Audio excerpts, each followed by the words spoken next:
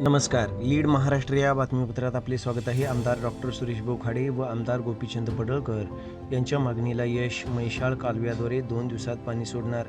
मुख्यमंत्री देवेंद्रजी फडणवीस व जलसंपदा मंत्री राधाकृष्ण विखे पाटील यांनी कार्यकारी संचालक धुमाळ साहेब यांना 2 दिवसात पाणी सुरू करण्याचे आदेश दिले.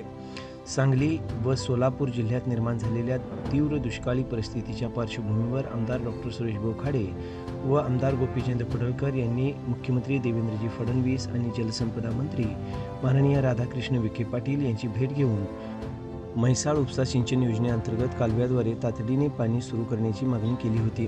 सांगली जिल्ह्यातील मिरज पूर्व भाग, कवठेमंकाळ, जत तसेच सोलापूर जिल्ह्यातील सांगोला, मंगळवेढा तालुक्यात यावर्षी अत्यल्प पाऊस झाल्याने शेती, पिण्याचे पाणी आणि जनावरांच्या चाऱ्याचा प्रश्न गंभीर निर्माण झाला आहे.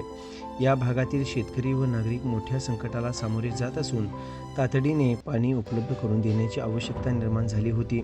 या पार्श्वभूमीवर आमदार डॉक्टर सुरेश बोखाडे व आमदार गोपीचंद पडळकर यांच्या मागणीची दखल घेत तसेच मुख्यमंत्री माननीय देवेंद्रजी फडणवीस यांच्या मार्गदर्शनाखाली जलसंपदा मंत्री माननीय राधाकृष्ण विखे पाटील यांनी येत्या 2 दिवसात म्हैसाळ उपसा सिंचन योजनेच्या कालव्याद्वारे पाणी सुरू करण्याचे आदेश कार्यकारी संचालक धुमाळ साहेब यांना दिले आहेत.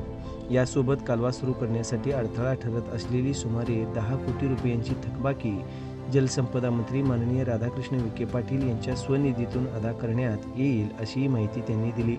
त्यामुळे कालव्याद्वारे पाणीपुरवठा सुरळीत होण्याचा मार्ग मोकळा झाला असून दुष्काळग्रस्त भागातील शेतकरी व नागरिकांना मोठा दिलासा मिळणार आहे. या निर्णयामुळे सांगली जिल्ह्यातील मिरज पूर्व भाग, कवठेमंकाळ, जत, सांगोला, मंगळवेढा तसेच परिसरातील हजारो हेक्टर क्षेत्राला सिंचनासाठी पाणी उपलब्ध होण्यास मदत होणार असून पिण्याच्या पाण्याची समस्याही मोठ्या प्रमाणात कमी होण्याची अपेक्षा व्यक्त केली जात आहे.